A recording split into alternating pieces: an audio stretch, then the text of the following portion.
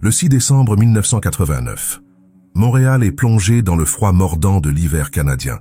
À l'intérieur de l'école polytechnique, l'une des plus prestigieuses écoles d'ingénieurs du pays, l'atmosphère est à la fois studieuse et fébrile. Les examens de fin de session approchent. De jeunes esprits brillants, futurs piliers de l'économie nationale, travaillent sur des projets qui façonneront demain. Ils investissent dans leur avenir, rêvant au gain que leur apportera une carrière prometteuse, une vie de succès et de contributions significatives.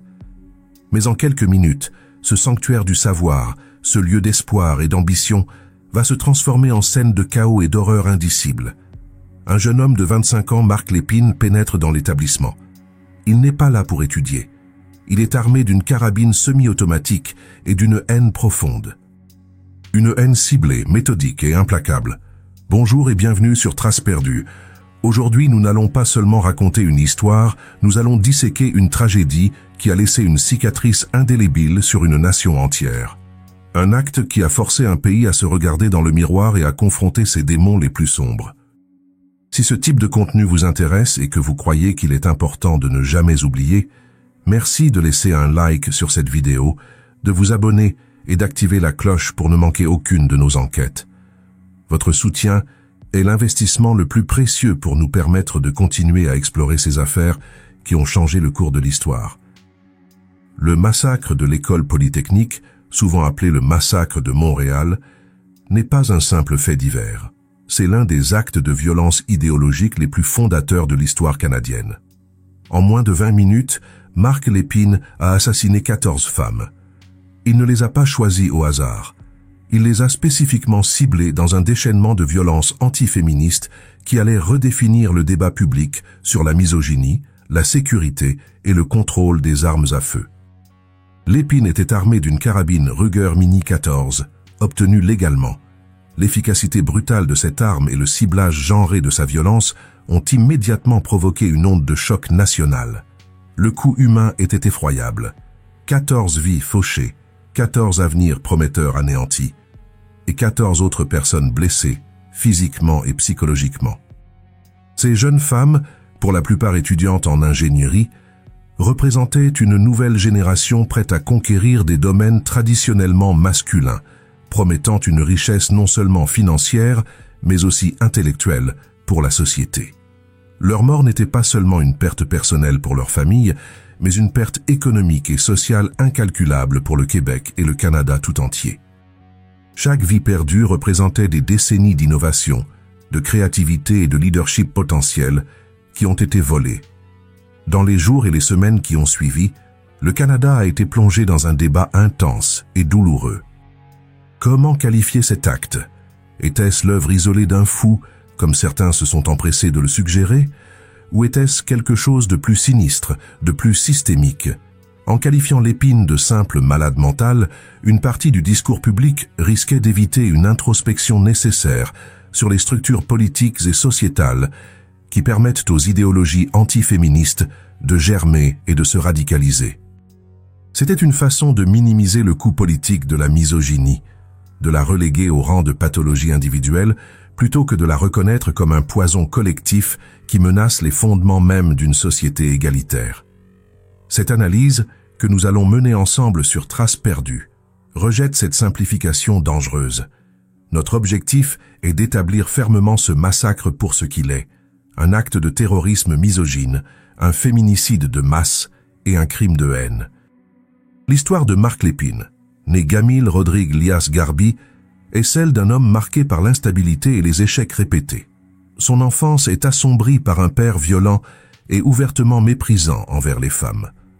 Un traumatisme qui a sans aucun doute laissé des traces profondes. Mais peut-on tout expliquer par un traumatisme d'enfance?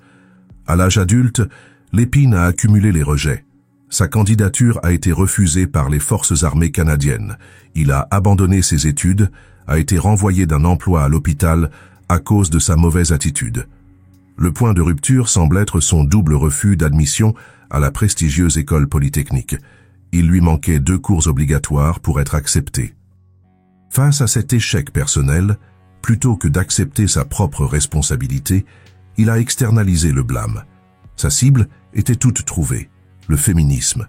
À ses yeux, Les femmes qui réussissaient dans le domaine qu'il avait rejeté étaient la cause de ses malheurs. Elles lui avaient volé sa place, son succès potentiel, les gains financiers et le statut social qu'il estimait lui être dû. Ce processus de justification de sa propre inadéquation, en diabolisant un mouvement politique, est une étape fondamentale vers la violence à motivation politique. L'école, symbole de son échec et du succès des femmes, est devenue la cible de sa vengeance idéologique. Le 6 décembre, vers 17h10, il met son plan à exécution. Il entre dans une salle de classe de génie mécanique au 2e étage. Calmement, il sépare la soixantaine d'étudiants présents, les hommes d'un côté, les femmes de l'autre. Il ordonne aux hommes de sortir.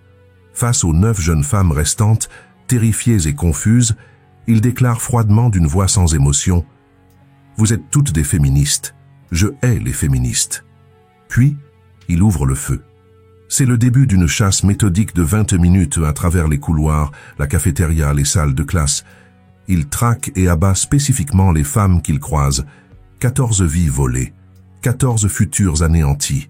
Le bilan est lourd, le message est glacial. La police n'arrivera sur les lieux qu'après son suicide, un délai qui soulèvera immédiatement de graves questions sur les protocoles d'intervention en cas de tuerie de masse. La tragédie n'était pas seulement le fruit de la haine d'un homme, mais aussi, en partie, d'une réponse systémique qui n'était pas prête à faire face à une telle violence. Le coût de cette impréparation se mesurera en vies humaines. Après le dernier coup de feu, un silence de mort s'installe dans les couloirs de l'école polytechnique. Un silence lourd, pesant, brisé seulement par les gémissements des blessés et bientôt par les sirènes hurlantes qui convergent vers le campus. Quand les premiers secours pénètrent dans le bâtiment, ils découvrent une scène de guerre, une scène d'une brutalité incompréhensible qui dépasse l'entendement. Et au milieu du chaos, gisant au 3e étage, le corps de Marc Lépine qui a mis fin à ses jours après avoir commis l'irréparable. Son acte de haine est terminé, mais l'onde de choc ne fait que commencer. Le véritable coup de ces 20 minutes de terreur commence à peine à être calculé. Mais ce chapitre n'est pas consacré à l'assassin. Il est dédié à celle dont il a volé l'avenir. 14 femmes. 14 noms qui ne doivent jamais être effacés de notre mémoire collective. Elles n'étaient pas des symboles. Elles étaient des êtres humains, des étudiantes brillantes, une employée dévouée, des filles, des sœurs, des amis. Chacune d'entre elles représentait un capital humain d'une valeur inestimable, un investissement pour l'avenir du Québec. Leur richesse ne se mesurait pas en argent, mais en potentiel, en intelligence et en promesses. Honorons leur mémoire en les nommant. Geneviève Bergeron, 21 ans, étudiante en génie civil. Hélène Colgan, 23 ans, qui terminait son master en génie mécanique. Nathalie Croteau, 23 ans, également en génie mécanique. Barbara Daigneault, 22 ans, une autre future ingénieure mécanique. Anne-Marie Edouard, 21 ans, étudiante en génie chimique. Maude Aviernick, 29 ans, étudiante en génie des matériaux. Maryse Leclerc, 23 ans, une des étudiantes les plus brillantes de sa promotion en génie des matériaux. Anne-Marie Lemay, 22 ans, en génie mécanique. Sonia Pelletier, 28 ans, en génie mécanique. Michel Richard, 21 ans, en génie des matériaux. Annie Saint-Arnaud, 23 ans, étudiante en génie mécanique. Annie Turcotte, 20 ans, étudiante en génie des matériaux. Barbara Klucznik-Widajewicz, 31 ans, étudiante en sciences infirmières. Et Maryse Laganière, 25 ans, agente de budget au service des finances de l'école, la seule victime qui n'était pas étudiante. Elles étaient la richesse intellectuelle de demain, prête à bâtir, innover et diriger. Leur perte est une faillite, non seulement émotionnelle, mais aussi économique pour une société désormais privée de leurs talents et de leurs contributions. Dans la poche intérieure de la veste de Lépine, les enquêteurs trouvent un document qui va glacer le sang de toute la nation et mettre fin à toute spéculation sur ses motivations. Ce n'est pas une simple lettre de suicide, c'est un manifeste politique, une déclaration de guerre. Sur une page écrite d'une écriture rageuse, il expose sa vision du monde et la justification de son massacre. Les mots sont sans équivoque, et je cite « J'ai décidé d'envoyer les féministes qui ont toujours gâché ma vie à leur créateur. » Il y blâme les féministes pour ses échecs personnels et professionnels, les accusant d'être des opportunistes qui cherchent à voler les avantages des hommes. Cette lettre change absolument tout. Elle prouve que le massacre n'était pas un acte de folie aveugle, mais bien une exécution politique, un acte de terrorisme misogyne. La haine n'était pas un symptôme de sa folie, elle en était le moteur. Qu'en pensez-vous? Est-il possible qu'une série d'échecs personnels puisse être transformée en une idéologie politique aussi violente? Partagez votre opinion dans les commentaires ci-dessous.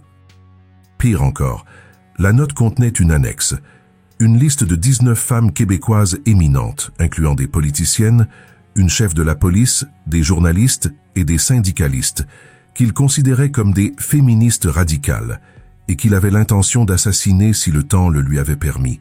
Son plan était donc potentiellement bien plus large, visant à décapiter symboliquement le mouvement féministe au Québec. Ce document est fondamental dans l'histoire du terrorisme moderne. Il a établi un précédent tragique pour de futures attaques idéologiques.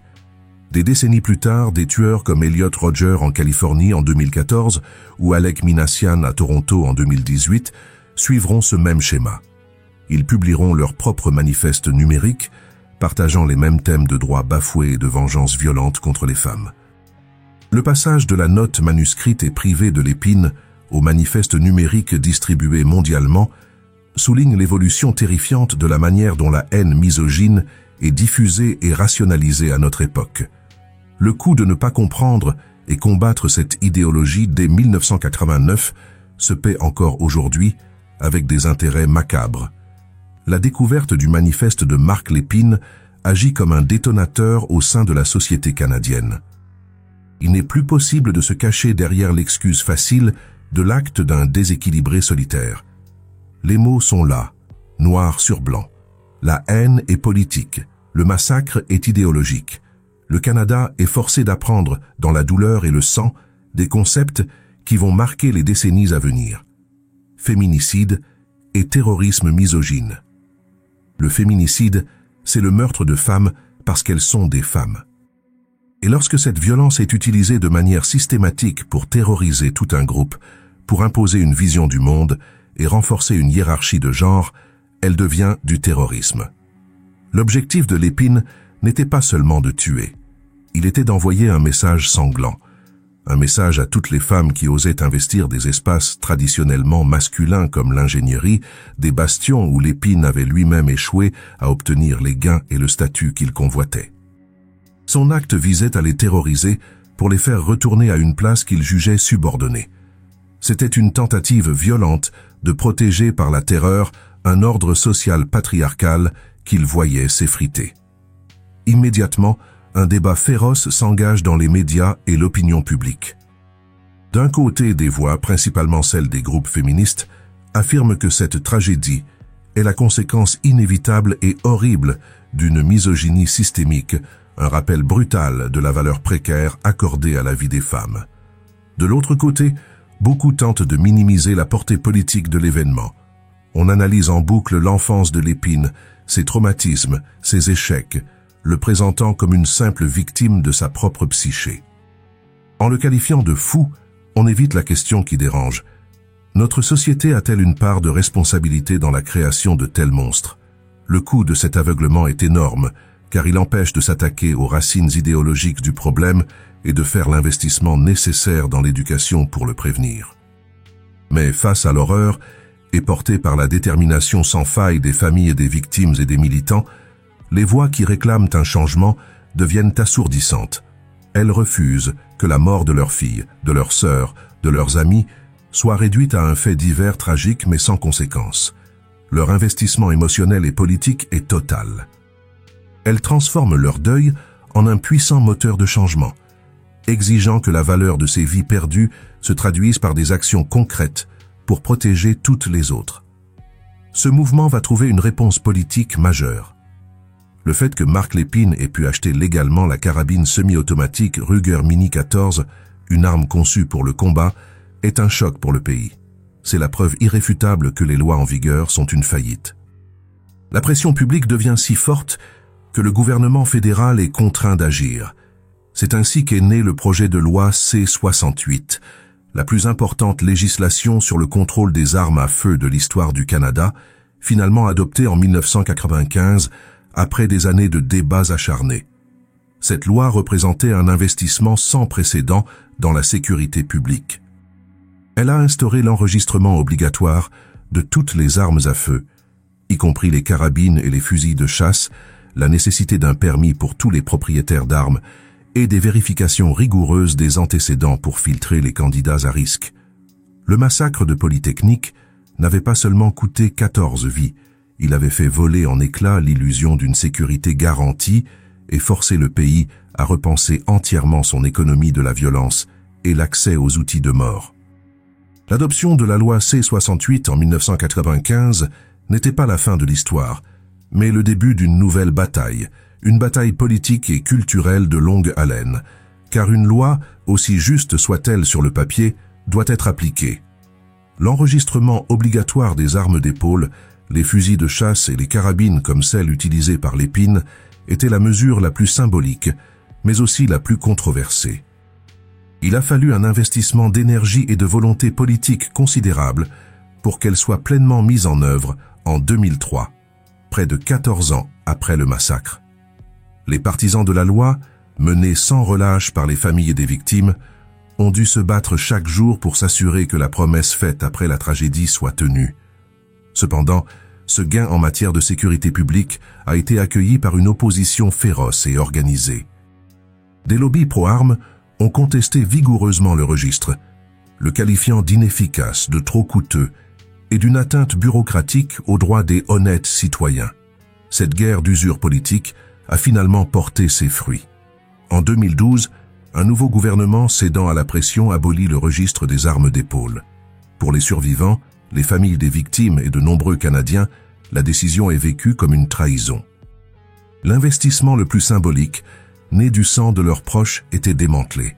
C'était une démonstration brutale que les gains en matière de sécurité publique ne sont jamais permanents et que leur valeur peut être sacrifiée sur l'autel de l'idéologie politique. Mais même face à cette régression, l'esprit de Polytechnique perdure. La prise de conscience nationale ne s'est pas complètement éteinte. Face à une augmentation de la violence par arme à feu des décennies plus tard, le Canada a été contraint de prendre de nouvelles mesures.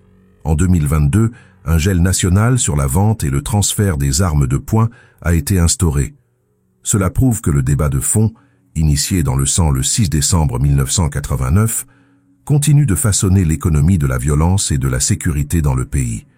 Le capital de volonté politique, bien qu'érodé, n'a pas été entièrement dépensé.